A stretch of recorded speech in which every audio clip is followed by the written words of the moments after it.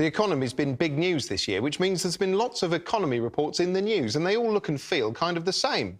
But don't worry, you need never watch another one of those again after you've seen this.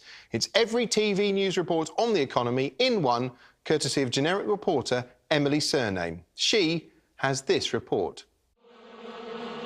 A beekeeper tends to his hive, but what these bees can't know is they're being used as an arresting visual metaphor for the economy.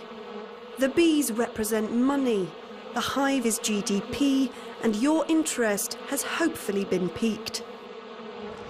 Like every economic story, this one is all about numbers. And my hand gestures indicate I'm concerned numbers might be boring television.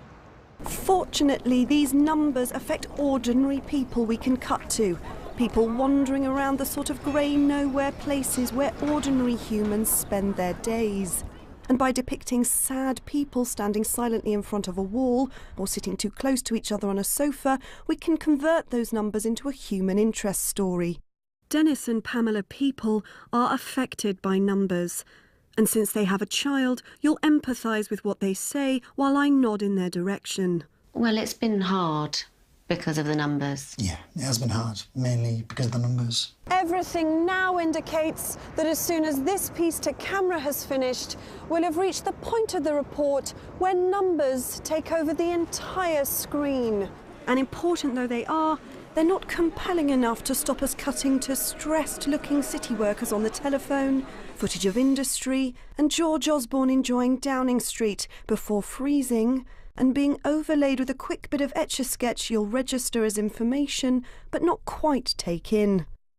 By now, chances are you've zoned out. So here's some footage of money being made for you to vaguely notice before it's back to me, outside a financial building, saying, so what next?